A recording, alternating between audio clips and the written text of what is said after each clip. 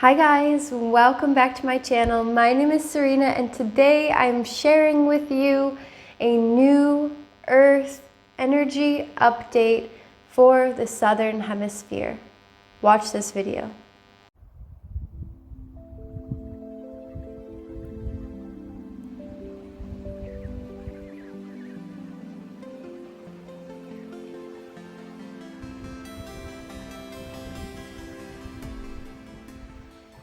Alright guys, welcome back. So I started doing these energy updates for the Southern Hemisphere last month in April. So now we are in May, if you're in the Southern Hemisphere, we are going into fall and winter time.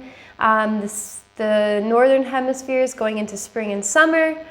And so the reason I started doing these energy updates was really because I felt like there wasn't a lot of representation for the Southern Hemisphere and what we go through on a collective. Not that it's drastically different than what the Northern Hemisphere goes through, right? Because we all really are connected at the end of the day. But there are subtle differences in the way that our cycles move or the way that the seasons shift. So I do want to address those things and just give you an update of kind of what's going on, what's been going on for me, so what's probably going on for you. So, astrologically, we just went through some crazy stuff, right? Eclipse season. If you're watching this for May, we just went through the eclipse in Scorpio. And basically that whole portal, there was also a 5/5 portal, which is May 5th. Which has to do with change and transformation and shifting and moving and all of these kinds of things, right? And so who's there with me? Have you been experiencing this as well? Like, there has been big shifts, and a lot of it has to do with releasing karma and kind of starting over and, you know, plowing to the depths of yourself, right? And understanding where are the changes that we need to make, where are the shifts that we need to make before we can move forward in greater alignment. And so if you've been going through this, I mean, I went through probably like 3 different deaths of myself during this eclipse season, and they were intense, they were powerful. They had me crying with the blanket over my head in a little cocoon. Like, it was powerful and it was big, and a lot of it had to do with the direction that I wanted to go in my life, right?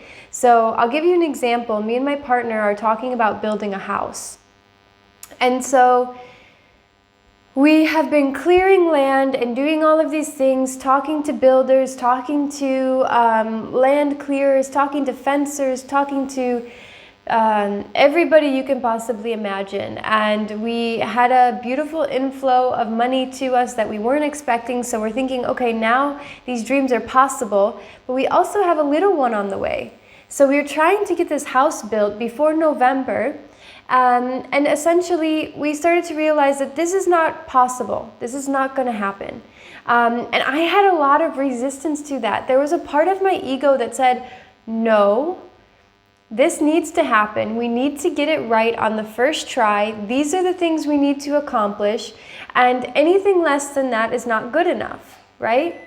And so this is really from my days as a young kid, trying to be perfect, right? And trying to be everything for everybody and trying to accomplish way more than I needed to accomplish.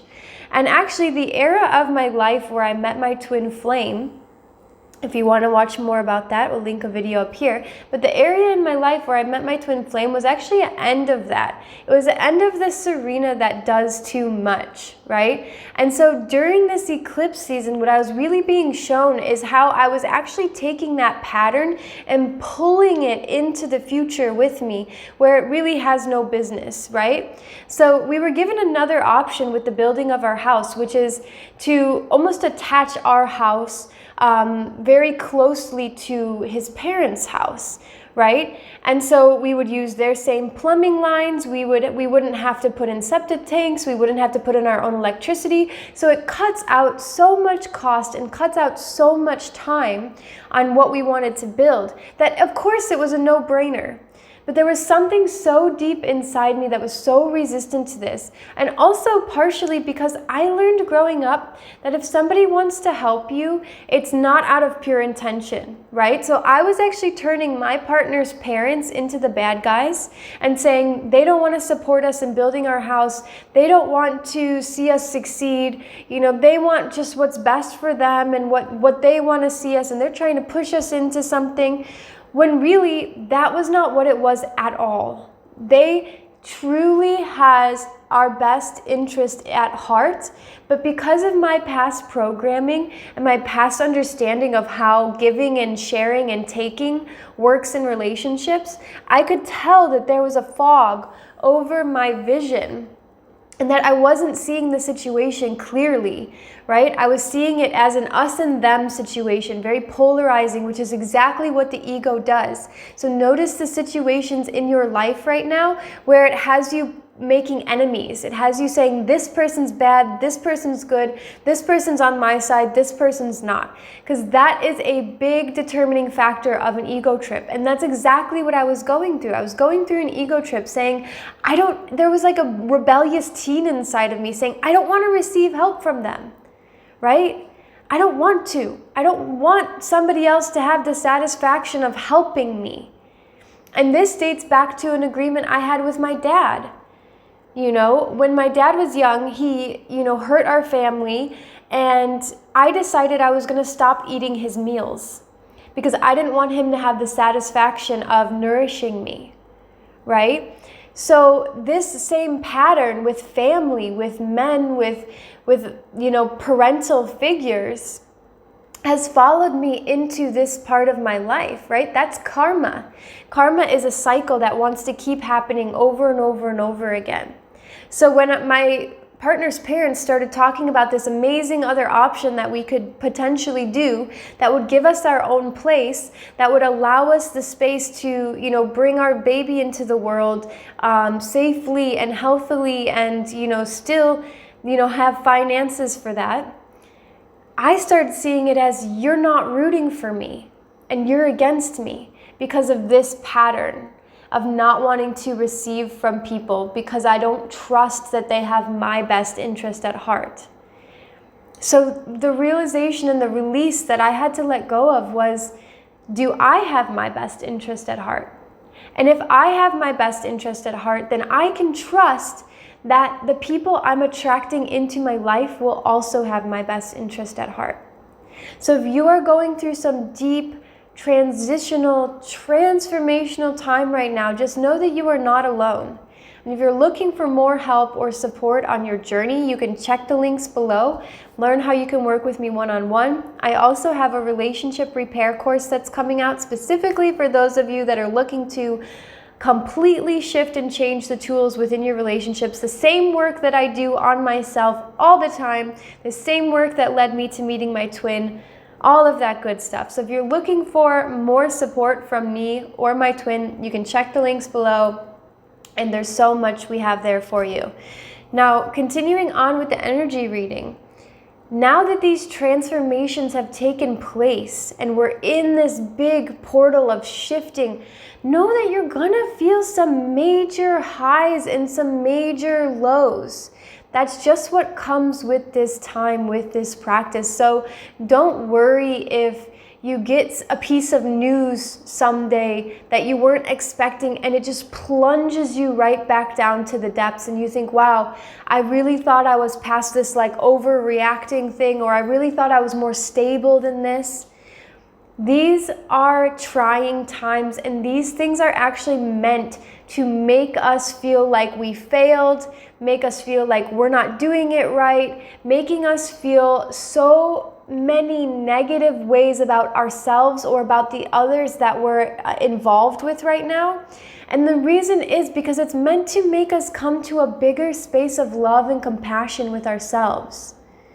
So for me, the best thing that I came to when I was going through this transition with the house plans was that I understood, oh my gosh, I've started my life completely over. I've moved to a new country. I'm trying to get married. I have a baby on the way.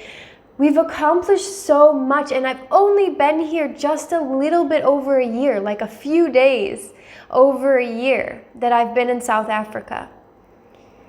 And not even full time, right? These are in between times of having to go back home and coming back and traveling and coming back.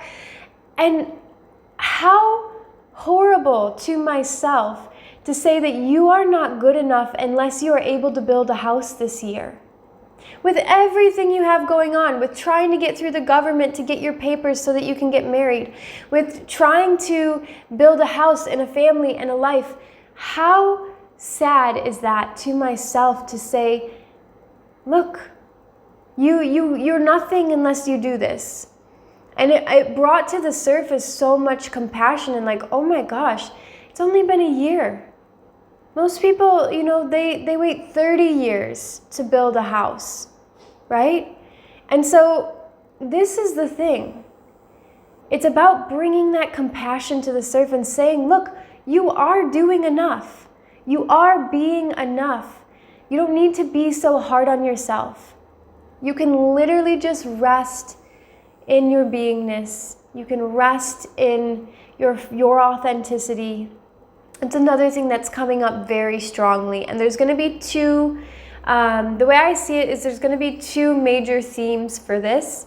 And it's going to be, one of us is going to be ready to take the lead, right? So you guys are going to be the ones that are like, yes, I'm in tune, I'm in touch, I am feeling like whole within myself. And even though I might be going through some big shifts and I might be going through some big sheddings, I'm seeing clearly right now, and I can trust in myself, and I can take the lead for those around me. Maybe those people in your community, maybe it's your friends, your family, your partner, whoever that might be. So there's going to be one group of you, and if you identify with that group, that's where you are. Then there's going to be another group, and I'm in this second group. So my partner's in the other group, and I'm in this second group, where you're going to be feeling like restricted in certain ways, right? And these restrictions aren't because you're actually restricted, it's because you're telling yourself that you're restricted.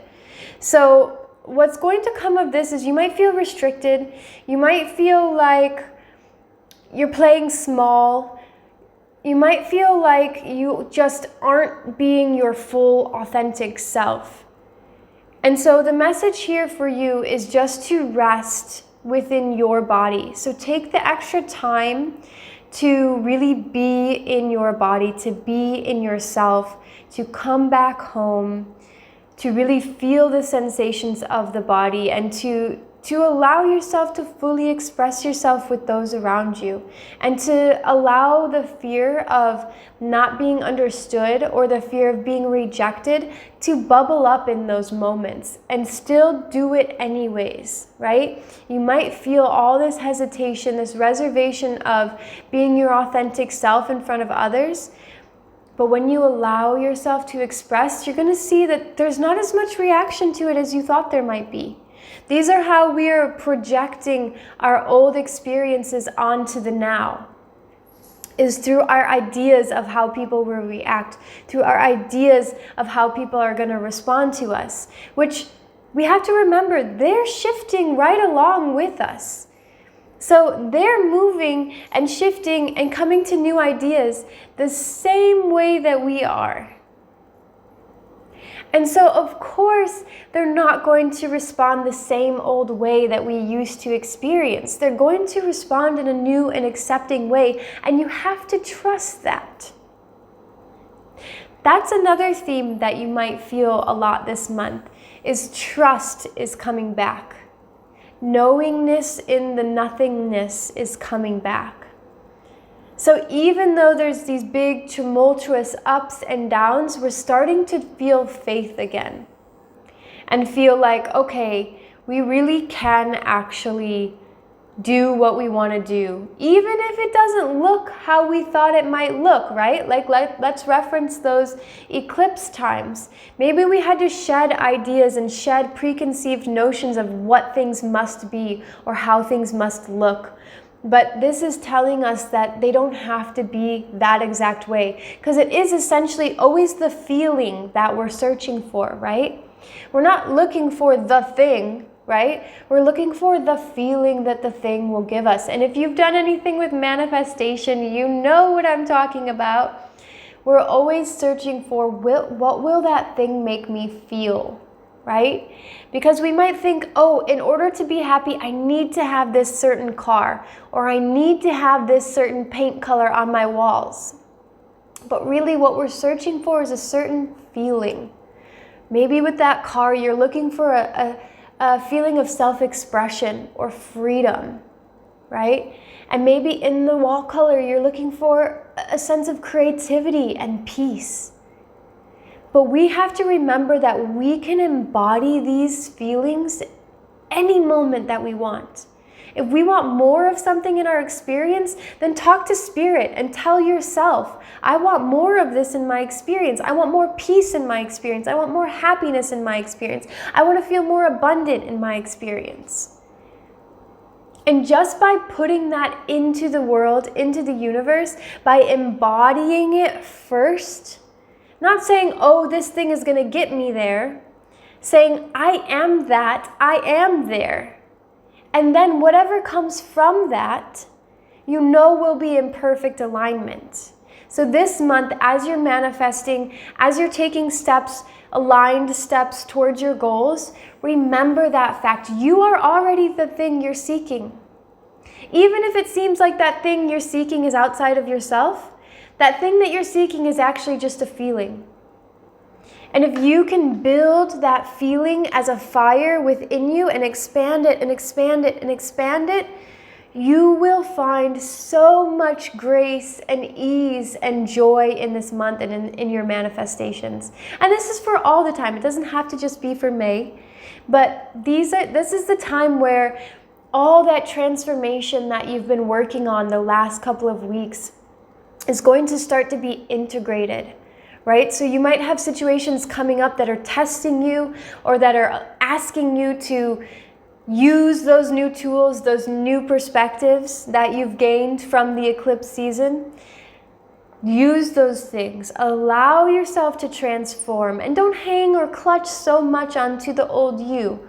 Right? If you find yourself seeing things or saying things that you would never say or acting in ways that you would never say, don't judge yourself. Drop the judgment this month and just know that this is authentic to you now, that you are now evolving in a way that allows you to speak those truths, to act in ways that are in alignment with yourself, and just go with it. You know, don't overthink it. Don't judge it. Just move with it in a way that feels good for you. And if you need to take that time and that space to just sit by yourself, be sure to do that, because in the silence, in the stillness, that is the way that we recalibrate to our own center. So if you're somebody who's doing all the time, be sure to come back to that stillness.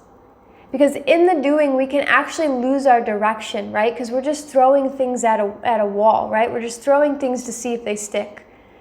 And when they don't stick, then we feel lost, we feel confused, we feel disappointed.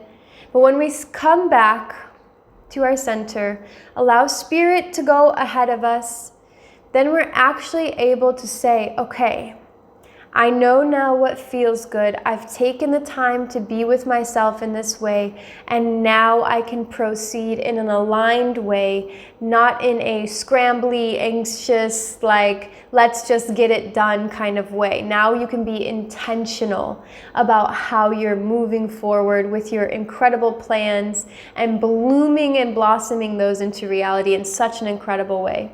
So if you have any questions, please put them down below. Like and comment on this video, share it with somebody that you love. It really helps the channel. I would love to have more people in the Southern Hemisphere watching these videos. So thank you so much. We'll catch you next time. Big love, Serena.